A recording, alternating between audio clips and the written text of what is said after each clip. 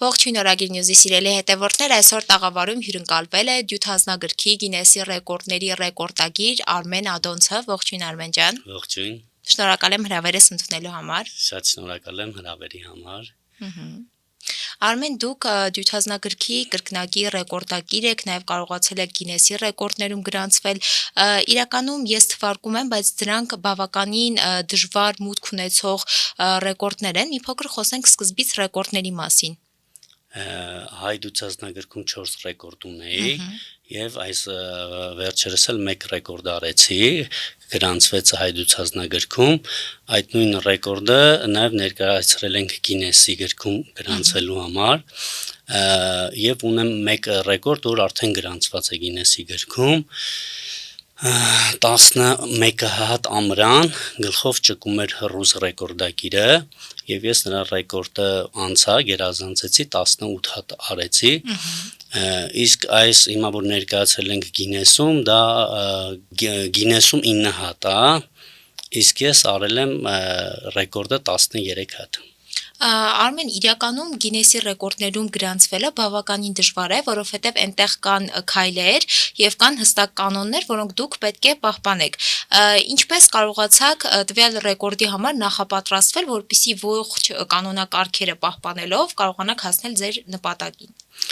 Ընկեր ունեմ Մուշեղը Խաչատրյան, որը նաև մեր համ կրկեսի դերասաններից է, համ ռեկորդագիր է, նրա օգնությամբ եղել այդ ամենը, քանի որ նա գրանցվել էր այդ քայլերի հերթականությունը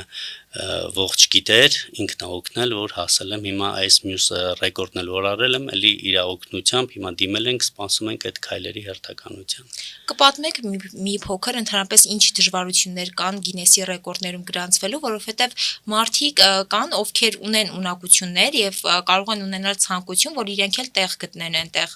Առաջինը պիտի հետևեն այդ ռեկորդը կամ կգրանցեն, օրինակ ես դիմել եմ ռեկորդ ունեմ, կոկորտի այս հատվածով ճկում եմ ամրանը, դա չեն ընդունել, քանի որ ասել են կյանքին շատ վտանգ է դա, բայց գլխի հատվածում որ ճկում եմ, ես կարծում եմ, որ էդի ավելի բարդ է կյանքի համար, քան կոկորտինը, իրանք ունեն ինչ-որ սահմանաչափեր, որը չեն ընդունում։ Պետք է հետևել, դիմել, որ հասկանալ այդ սահմանաչափերի մեջ իրանց ռեկորդը կա, թե չկա էլի։ Իրականում դուք ունեք թե կոկորտի բավականին մեծ ուժ, այսպես ասած շակերտավոր եւ տարբեր ուժեր, որոնք շատերի համար կարող են թվալ օրինակ գերբնական, որովհետեւ իրականում սովորական մարդը միանշանակ չի կարող միանգամից այդ վարժությունները անել։ Բայց մի այսպիսի պատկերացում կա, որ եթե մեկը կարողանում է, ես էլ կկարողանամ։ Արդյոք հնարավոր է մարդու մոտ զարգացնել այդ տաղանդը, թե դա ի ծնե է լինում ի վերջո։ Ճիշտն ասած, այս ամեն ինչը տարիների փորձ է, չի եղել այդպես, որ ճիշտ է, ես տեսել եմ, որ անում են, ասել եմ ես կանեմ ու միանգամից արել եմ, բայց վստահ լինելով, թե իմ ուժի վրա, թե իմ առաջին պետք է ուղեղումդ այդ ամեն ինչը տեղավորես, դու կարող ես անել, եթե դու վստահ լինես, դու կարող ես, կկարողանաս։ Իհարկե, ես չեմ ասում, որ ես կարողանում եմ, ոչ մեկ չի կարող, բնականաբար շատ ցանկության դեպքում, նաև պարապելու դեպքում բնականաբար կարող են անել։ Յուրաքանչյուր ռեկորդի հետևում իրականում աշխատանք է, կխոսես քո նախապատրաստական աշխատանքների մասին, այսինքն ամեն ռեկորդ իրականացնելիս ընդհանրապես տրամադրվածությունը, աշխատանքները ինչքան են տևում ընթացքը։ Չէր ստացվում, երկար տարիներ պահանջվել, թե պարապմունքները, թե խնդիրները եղել են առաջինը պատերազմը եղավ, կորոնան, երկրորդը հայրիկիս կորուստը, այս ամեն ինչը տևել է մի քանի տարի, հենց ուզեցել եմ անեմ ինչ որ մի բան խանգարել է, ու այն որ այդ ճիշտ է, մի հատ գրել կան, փչելով պայթացնել հեշտ չի, բայց մտածում եմ դե մի հատը որ արել եմ կամ ինչ որ մեկը մտածել եմ 9 հատ արել է, ես էլ կկարողանամ, բայց չէի սպասում որ կարող եմ 13 հատ։ Ու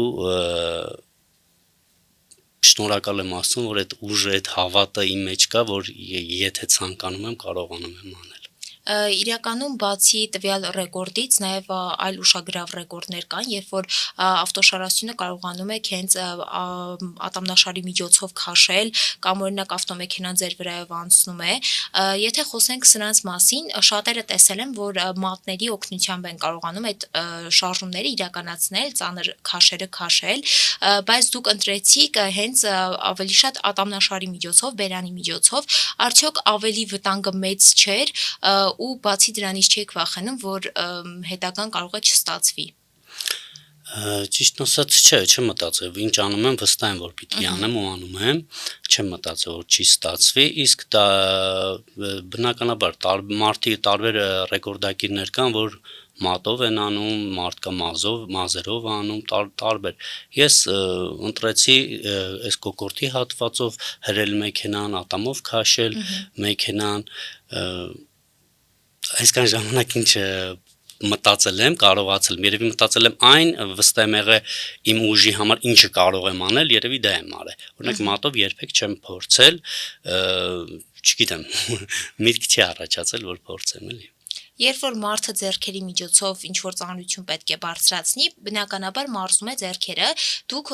կատարում եք վարժությունները այլ ձևով, ինչպես եք կարողանում մկանները ընդհանրապես մարզել եւ միանշանակ դա ինձ թվում է ավելի դժվարություն կունենա, քան օրինակ սովորական ձեռքի մկանների զարգացումը։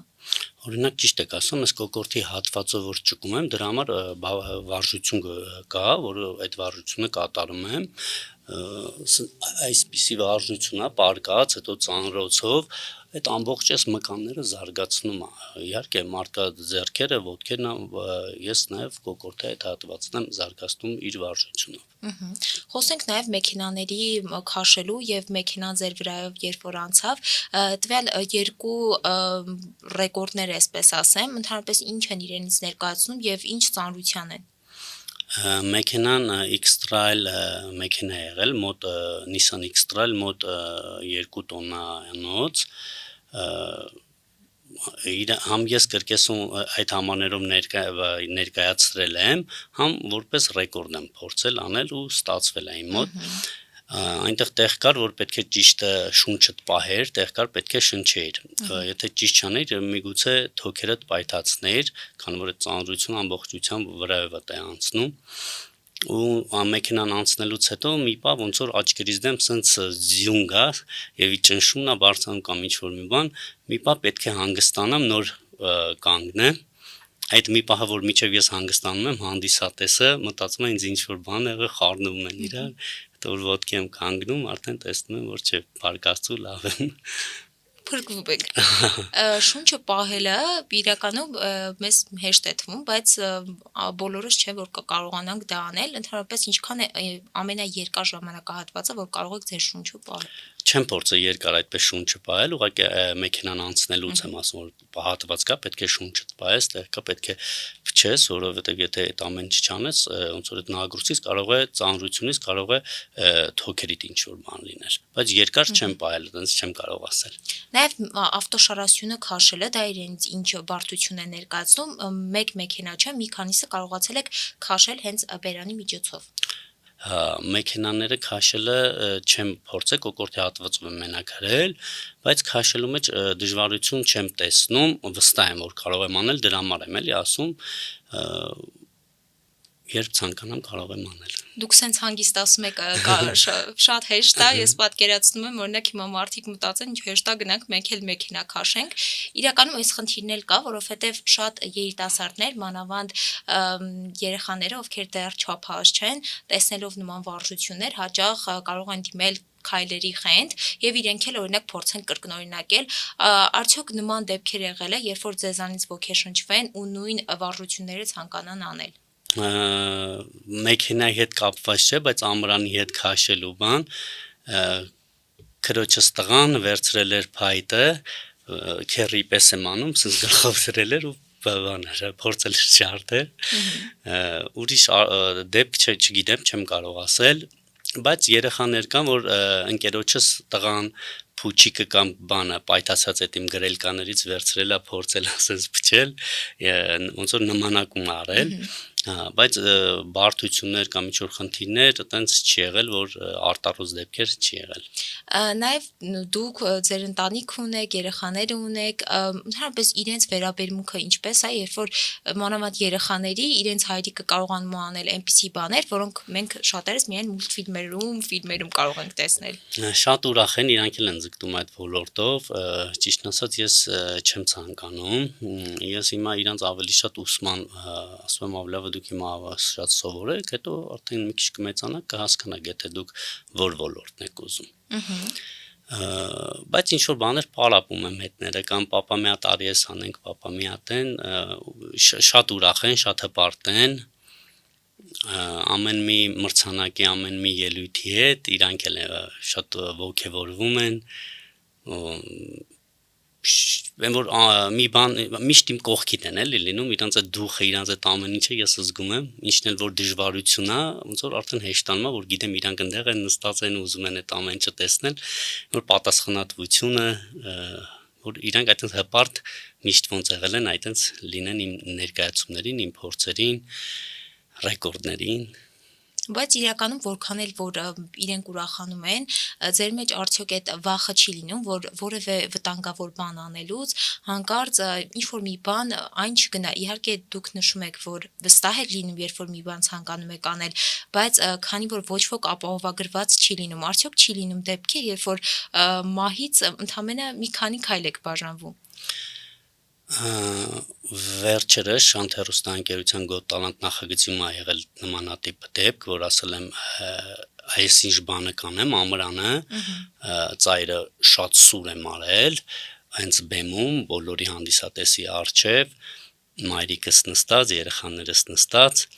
ու փորձ չեմ արել դրա, որ կլինի թե չի լինի, ասել եմ այդ ամեն ինչը վստահ եմ պիտի անեմ հենց նկարահանման ժամանակ, այս կոկորդի մասովորելի ամրանը ծռում եմ, ծերը շատ սուր եմ արել, առաջի անգամ էր ու կարծում եմ երևի վերջի անգամ էր, որ հենց ելույթի ժամանակ հասկացել եմ, որ կարող այստեղից մտնի, հետևից դուրս գա ու փառք Աստծո շատ լավ է ստացվել, ոչ մի խնդիր չի եղել,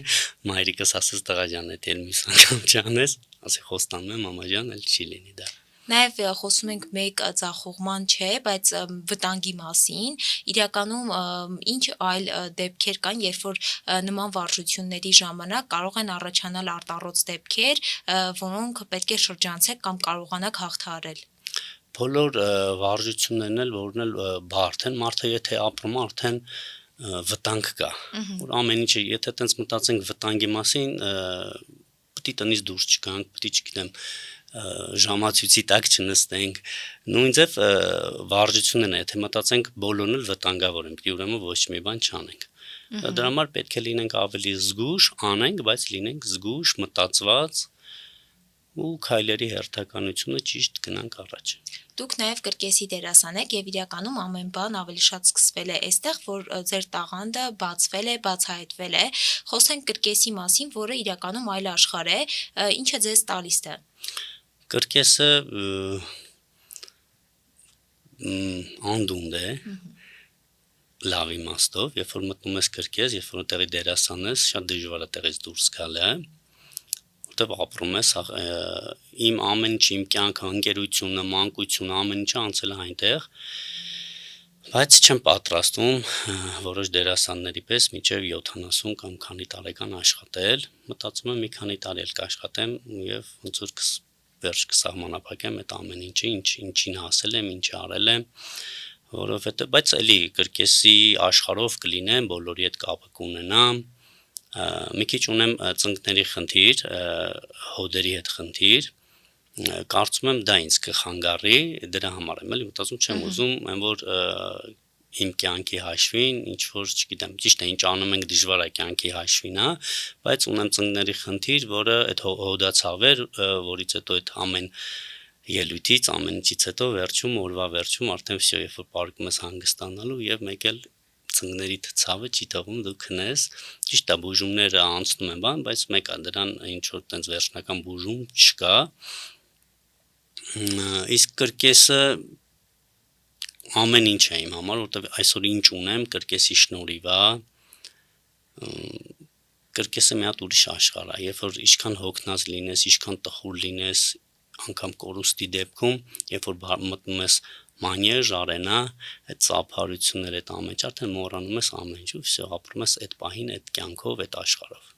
Նաև կրկեսը իր բարդ կողմեր ունի, որքան էլ մենք տեսնում ենք լուսավոր կերպարների, ովքեր հաջողված կարողանում են տարբեր վարժություններ անել, իրականում նշեցիք հենց մեկ կողմը, հոդերի խնդիրը, որը առաջացել է, բայց կրկեսում աշխատելիս ընդհանրապես ինչ դժվար ճանապարհով եք անցել, քանի որ պատրաստվելու փուլերը եւ միշտ ֆիզիկապես, հոգեպես պատրաստ լինելը բավականին բարդ է։ Դե բնականաբար բազմաթիվ անգամ տրավմաներ ենք ստացել, ու երբ որ մենք կրկես չունեինք, կրկեսի շենքը քանդած էր, ու այդ ընթացքում պետք է պարապես, որտեղ պարապես, չկա կրկես, չկա ոչ մի բան, ու նայեք, բեմում պարապելը մի քիչ այլ է, իսկ մանյեժում պարապելը մի քիչ ուրիշ է, էլի, չես կարող բեմում պարապելը համեմատես արենայի պարապելու հետ։ Բարդությունները այդ տարածքն է եղել, որ օդային ոչ մի բան չենք կարողացել անել, ու հիմա ունենք շապիտո կրկես, որտեղ աշխատում եմ, այնտեղ էլ բարդություններ, եւ քանի որ այդ դադարից հետո նորից սկսել աշխատել արենայում շատ դժվար էր, Վարդանյան եղբայրները ասացին, որ ոչ մի բանի մենք ստեղ խնդիր չունենք, ամեն ինչը օդային, ամեն ինչով, ինչը որ հիմա անում եմ, այս վերջի հատվածում լրիվ նորություն է, լրիվ իրանց օգնությունն է, լրիվ իրանց գաղափարն է, կրկեսը մի հատ, եթե ընտանեկան մթնոլորտ չլինի, ուրեմն այդտեղ բարդությունները շատ են լինելու, բայց քանի որ հիմա որտեղ աշխատում եմ, Վարդանյան եղբայրներում շատ ընտանեկան մթնոլորտ է, ու չկա բարդություններ, ինչ էլ եթե ինչ-որ խնդիր է լինում, միանգամից բոլորս իրար հետ լուծում ենք այդ ամեն ինչը։ Ընտանեկան միջավայր ասելով, այսինքն միասնականությունը, ընդհանուր հայտարարի հեշտ գալն է իրականում լինում, ինչ բարդություններ կարող են էլի առաջանալ ոլորտում։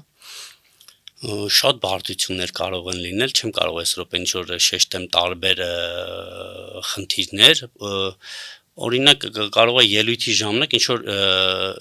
օրինակ մեջքս օրինակ ծռվի կամ ինչ-որ բան ծանրությունից կամ ինչ-որ մի բան, այդ րոպեին այնպես անեմ, որ հանդիսատեսը պիտի չհասկանա, հանդիսատեսը պիտի չիմանա այդ ամեն ինչի մասին, որովհետև պիտի այդ ամեն ինչը չտենա, ինքը չի կտենա ինչ-որ քո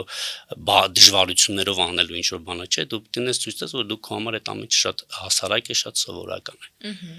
Արմեն, իրականում բացի կրկեսից դուք նաև հետաքրքիր եք դարձնում ձեր միջավայրը, ձեր տանը, սիրում եք շատ կենդանիների եւ մի փոքր խոսենք հենց տան մթնոլորտի մասին, քանի որ արվեստի մարդ եք, իրականում նաև ձեր տան վրա է դա անդրադառնում։ Ինչպիսի միջավայրում եք ապրում։ Կենդանական աշխարհը, ոնց ես եմ սիրում կենդաններ, իմ հայրիկից է եկել այդ ամեն ինչը փոխանցվել ինձ, հիմա նույն ձև իմ երեխաներն են, քանի որ իրանք աչքները բացել են, տեսել են այդ կենդանիներ, տարբեր, փոքր թութակից սկսած, օձերից, մարդիկ կան, որ իրանց երեխաները վախենում են օձից, իսկ իմ երեխաները վերցնում են հասարակ, ոնց որ, չգիտեմ, մի հատ ինչ սիրեն, ինչ որ փափուկ խաղալիքի սիրեն, այդպես իմ երեխաները սիրում են իմ օձերին, կենդանիներին, ճիշտ է, իմ մի քիչ խնդիր կա, մեծ օձեր չունեմ, քանի որ օրենքը չէր թույլատրում արդեն, երկար տարիներ օձերով եմ աշխատել կրկեսում, բայց քանի որ հիմա արգելել են կրկեսում կենդանիները ու նաև տանը պահելը մեծ կենդանիներին, օձերին, դրա համար հիմա չունեմ մեծ օձեր, ունեմ փոքրիկ օձեր, փորձել եմ հիմա ֆերմա հիմնել, ունեմ ցեղական այծեր, անգլիոնոբինսկի են կոչվում, եւ ունեմ դորպեր ոչխարներ, քանի որ երեխաներս ավելի շատ սիրում են շուն, աղջիկաս համար առել եմ շպից ցեղատեսակի, ավելի չեմ առել, նվիրել անկերս, նվիրելա, որ նվիրեմ աղջիկաս, շպից ցեղատեսակի շուն, ունենք բենգալսկի կատուներ, արդյոք ուզում եմ հիշեմ էլի ինչ ունենք։ Կենդանաբանական այգիք եք դարձրել։ Առաջ ավելի շատ կենդանիներ ունեի, քան հիմա, քանի որ մենակ ունենալը չի, պետք է կարողանաս թե կերակրես, թե խնամես, իրանց լողացնելուց սկսած ամեն ինչ ունենալը շատ հեշտ չի, բայց հեշտ է, մնում է այդ ամեն ինչը կարողանաս պահել, այսինքն չբերես ուղղակի իրանց տանջես պահելու, ունենալու համար, այ պետք է եթե ունես, պետք է պահես շատ ճիշտ, որ իրանք էլ եթե ճիշտ չպայես չես կարող սերունդներ ունենաս, իսկ իմ մոտ միշտ անգամ օձերից ես սերունդներ եմ ստացել։ Իրականում խնամքով միայնակ եք զբաղվում, թե ձեզ օգնողներ կան, որտեվ այդ քանակության կենդանիներին միայնակ դժվար կլինի ինձ Չէ, ամբողջ ընտանիքը օգնում է կենդանիներից, մեկը կերակրում է, մեկ մյուսը լողացում է, այսինքն կարող մի անգամ ես անեմ, մի անգամ իրանք անեն կամ այտենց մեկս մյուսով էլի, չէ։ բողոքներ չեն լինում, որ այդքան շատ կենդանիներ ունեք։ Հարևաններից թե Ընտանիքից, հարևաններից։ դե լինում է պահեր, որ կինս ասում է բերել ես, աղ լցրել ես, լինում են խոսակցություններ, նես չի լինում, բայց վեճեր չեն լինում։ Նաև բացի ընդհանրապես կենդանիների ունենալուն շատերը օրինակ օձին ասոցացնում են բացասական երևույթի հետ, մենք միշտ ավելի շատ խուսափում ենք իրենից, հիմնական մասը կարող է չսիրել, բայց օձերի հետ ձեր շփումը ընդհանրապես ինչպես է ու որպես ավելի եւ իրենց խնամած մարդ, իրենք ինչպիսի ընդհանրապես յուրահատկություններ ունեն։ Նայեք, մարդիկ չեն սիրում օձերին, շատերը սատկացնում են, բայց չեմ պատկերացնում, թե օձերը ինչքան օգուտ են տալիս մեր բնությանը։ Օրինակ այդ օձերը դրսում ուտում են մկներին, որ այդ մկները ուտում են թե մարդկանց ցորենը, թե ծառի կեղևները, դա մի օրինակն եմ բերում, իսկ մարդիկ այդ ամեն ինչը չեն տեսնում, իրանք այդ որ ինչքան մարդկանց օգուտ է, իրանք մենակ տենում են օձը վախից արդեն իրանք սատկացնում են։ Իսկ եթե իրանք օձին տենան ոչ մի բան չանեն, իրանք թողեն գնան, այդ օձը իրանք ոչ կգծի, ոչ մի բան իրանք չի անի, էլի։ Իսկ մարդիկ մենակ, չգիտեմ, հիմա շատ են փոխվել, մի քիչ բարիացել են դեպի կենդանիները մարդիկ, քան առաջ էր։ Օձը իմ համար, չգիտեմ, մի հատ ուրիշ էլի կենդանական աշխարհի մեջ էլի ուրիշ է, որովհետև այն որ,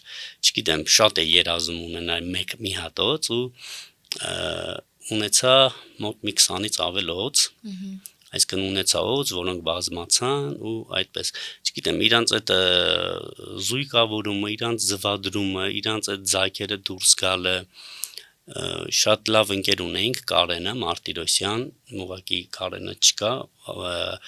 գիտելիքները փորձը Կարենից եմ ձեռք բերել, որի համար շատ շնորհակալ եմ իրանից։ Ու ես էլ ինչ գիտեմ, ինչքանով որ ես գիտեմ, ես էլ փորձում եմ փոխանցել այն մարդկանց, ովքեր այդ օգնության կարիքը ունենում են, էլի։ Նաև խոսենք Շանթ հեռուստաընկերության կազմակերպած մրցույթի մասին, որի միջոցով շատերը ձեզ ճանաչեցին, նաև ձեր տաղանդը ավելի միջազգային հարթակներ որոշակիորեն հասավ։ Ընդհանրապես ինչ էր մրցույթը ձեզ համար եւ արդյոք ընթացքը հեշտ էր նաև համատեղել ձեր արդեն աշխատանքի հետ, ռեկորդների հետ։ Քանի որ Շանթ հեռուստաընկերության հետ 16 տարի առաջ եմ մասնակցել նույն նախագծին, թաքնված տաղանդին եմ մասնակցել, այդտեղից եմ ձեռք բերել ճանաչում, բայց քանի որ ունեի նոր բաներ եւ մտածում էի հաղորդեցին որ Got Talent-ն է նախագիծը, ցանկացա մասնակցեի, նորություններ ունեի, որը չի արել 16 տարի առաջ, բայց մտածում եմ, ասում եմ, միգուցե ավելի երիտասարդները մասնակցեն բան, ու հետո ոնց որ sense իմ մեջ բան գտա, որ չէ, պետք է մասնակցեմ, շատ շնորհակալ եմ Շանթ հեռուստաընկերությանը, այնպիսի մասնակիցների մեջ եւ ընդհանուր թիմի Շանթ հեռուստաընկերության աշխատողների մեջ այնպիսի էր ձևավորվել, որ ոնց որ էլի ընկերական, ընտանեկան այդպես մթնոլորտ էր, որ ոչ ոք չէր նայում, թե ով առաջ տեղ լինելու, ով երկրորդ, ով երրորդ, ոչ մեկ այդ ամեն ինչին ուշադրություն չէր դարձնում եւ կարողացա Շանթ հեռուստաընկերություն այն հնարավորությունը տվեց, որ երկար տարիներ այդ ամեն ինչը կուտակված կարողացա կրկեսում ցուցադրելը ուրիշ է, հեռուստատեսությամբ ցուցադրելը ավելի բան էլ, ոնց որ ավելի է ճանաչվածություն ձեռք բերում եւ Շանթ հեռուստաընկերության միջոցով կարողացա Got Talent գլոբալում իմ տեսանյութները տեղադրել են իրանք եւ 3 միլիոնից ավել դիտում կա, հույսով եմ Got Talent-ի մյուս նախագծերին այլ երկրների կփորձեմ մասնակցել։ Արմեն, քանի որ մենք չունենք ավտոմեքենաներ այստեղ կամ չունենք այլ իրեր, որի միջոցով դուք կարող եք ցույց տալ, ինչ կարող եք անել, բայց դուք ձեզ հետ իրեք բերել, որի միջոցով մեզ խոստացել եք ցույց տալ ձեր ռեկորդներից մեկը։ Եթե կարող եք մի փոքր խոսեք դրա մասին, ընդհանրապես ինչեր են ներկայացնում, նոր արդեն վարժությունը կատարեք։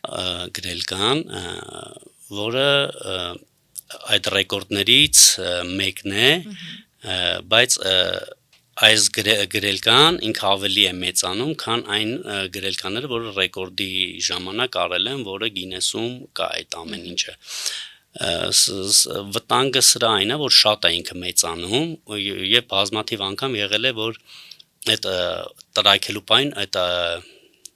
ուդար, հա, այդ հարվածը հենց աչքիս է լինում, կարմրած է լինում, գնում եմ տուն, երեխաներս ասում են, պապա, էլի ես արել, ասում եմ, հա, էլի եմ արել, կամ արդեն պապ ելույթի ես եղել, ասում եմ, հա, արդեն երևում է, պուճուր աղջիկս գալիս է, պաչում է, ասում է, պապա ջան, պաչեմ որ անցնի, ասում եմ, հա, ու երեխաներին, ասում տեսնում եք, երեխաներին պետք չի ինչ ցանկանում են միանգամից գնես, քանի որ իրանք չեն հասկանա այդ գումարը որտեղից ու հեշտ է, չէ, ես երեխաներին բացատրում որ գումարը շատ դժվար է աշխատել ու եթե ինչ-որ մի բան ոնց որ անիմաստ ջարդում են կամ ինչ-որ մի բան, ասում դու իջում ես, չէ, պապան ինչ գումարով էր դա գնել քո համար ու դու անիմաստ ես ջարդել, որ հասկանան որ այդ գումարը շատ դժվարությամբ է վաստակվում որ հասկանան այդ ամեն ինչի արժեքը։ Վնասվածքների հաշվի նաև ուսուցանում եք։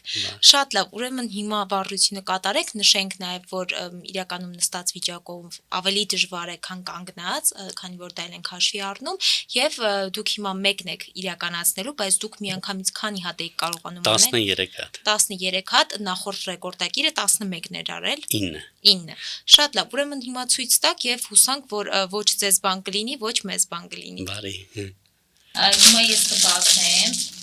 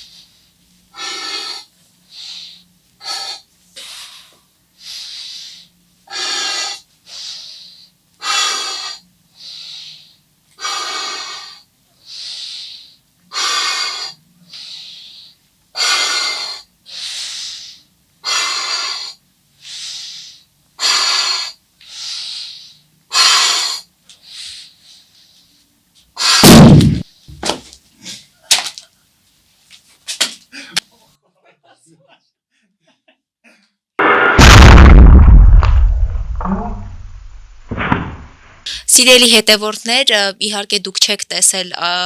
մեր կարելի ասել միանգամից ռեակցիան թե ինչպիսին էր, բայց իրականում կարող եք տեսնել, որ ամբողջովին պայթեցված է